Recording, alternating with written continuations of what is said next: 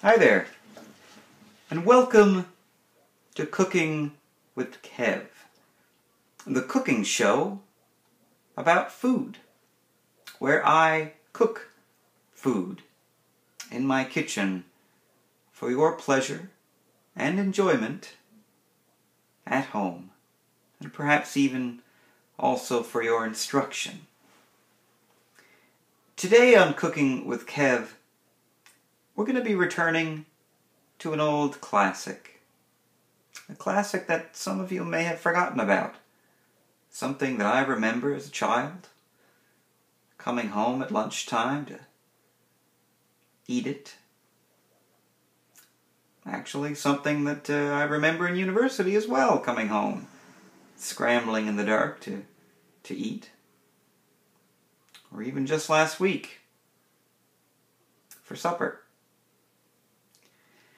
Today, on Cooking with Kev, we're going to be making funny pasta shapes in tomato sauce with a twist. It's going to be great. So, you'll definitely want to stick around for that, especially that twist there at the end. Or maybe in the beginning. I don't know. This is just the introduction. I haven't started cooking yet. But we'll see in a minute.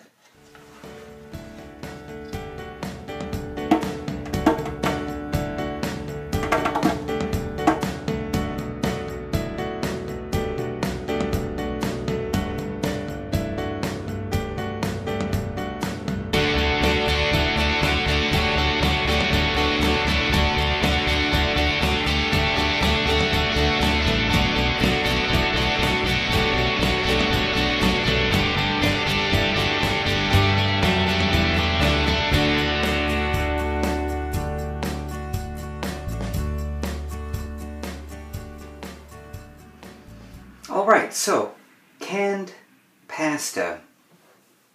Pasta in a can. Pretty simple, really. It's just noodles and a tomato sauce, enclosed in a tin container that we open up, put in a pot, and then cook. But there's something about it. There's something magical about it. Here's one of those tin containers right now. Now, I've taken the label off of this one because of copyright, maybe? I don't know. But I don't want to get in any trouble, and I want Cooking with Kev to last longer than 6 episodes, so I've taken the label off this one. You're going to recognize it as soon as I open it up and put it in the pot. But that's cool. We won't actually mention the name of it. The type that I'm using is my favorite type. Everybody has a favorite type. But this is what I think about canned pasta. Canned pasta is better when the ratio between pasta and tomato sauce is a 2-to-1. So you have more pasta than tomato sauce. That's always the best. I remember when I was a kid, we'd get certain canned pastas and it'd just be too runny because there weren't enough noodles. But certain types, like this one right here, were absolutely perfect. So the first step in making our canned pasta is to get that sucker open. To open that can. What are we going to use? One of these. The samurai sword of the kitchen. The can opener. You use it for opening cans. It's pretty simple. You got your can, you do this to the can opener, you put it there, squeeze it down, and then start turning this thing till your can is open. Now, as I spoke of before in previous episodes, some canned pastas have the pull tab on it. Those are brilliant. I love them. But my favorite doesn't yet. So we have to use the samurai sword. Maybe you have an electric can opener. I don't know much about those. I've never had one. But, you know, if it works, it works. But with this one, you save some electricity. So, why not use it? Power goes out, you can still open up a can. You won't be able to heat it up, but, you know, if you like it cold, I have a childhood friend who eats certain things like this cold. It always grossed me out, but you know what? to each his own. It's all cool. Alright, let's get this baby open. Okay, let's open this can. Now, here is a trick that I've learned when it comes to canned pastas. Sometimes the pasta can be hard to get out of the can. You can use a spoon, sure, but why use a spoon when you don't have to? If the can's been sitting on the shelf for a while, before you open it, flip it upside down. That way it'll come out of the can a lot easier because it's all not stuck to the bottom. Alright, let's open it up. There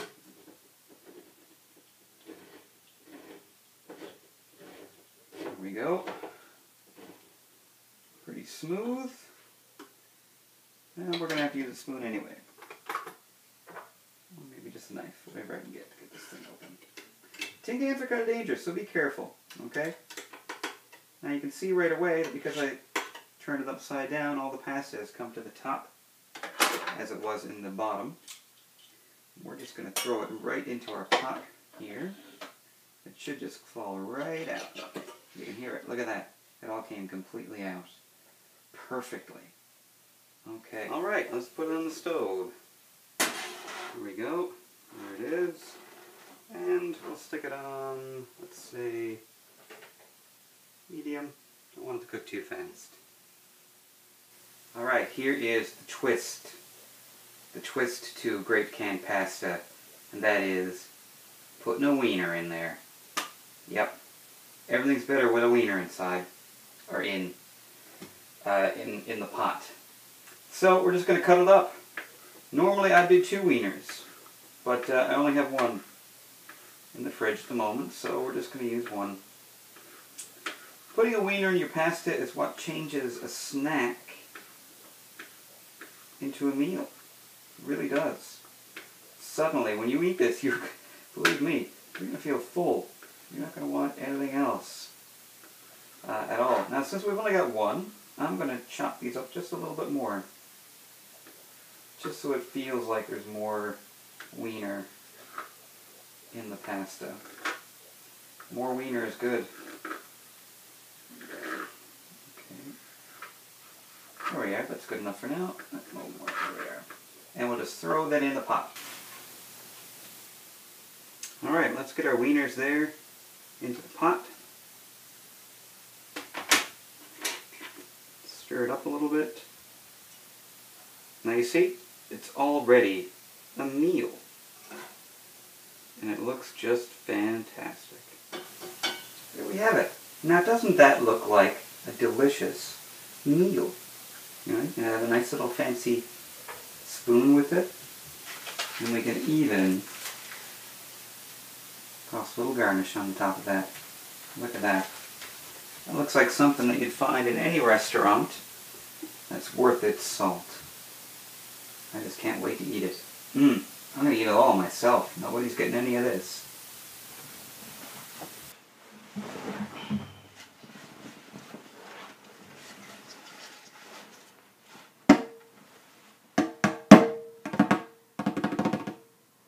Oh, hi there. And thanks for joining me today on Cooking with Kev. I enjoyed cooking that meal, that canned pasta, and you know, I think you're really going to enjoy cooking it as well. You should cook it for your friends. Buy multiple cans. Never split a can, because there's just not enough in there for 2. Unless you're a little kid, and then that's fine. You can share. Well, we had a question on one of our recent videos that I'm going to address today. A question comes from a Sandra Wiscombe?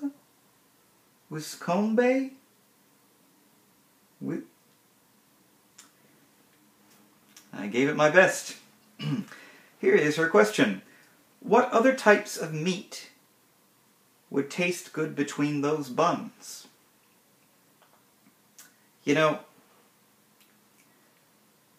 I'm starting to think perhaps that some of these questions I'm receiving are not being asked in the serious cooking way. And perhaps some of them are just being asked to make me talk about sausages and wieners. Now, I'm a fan of sausages and wieners. I love them. I'll eat wieners all the time, but for some reason I don't think these are serious cooking questions that I'm getting.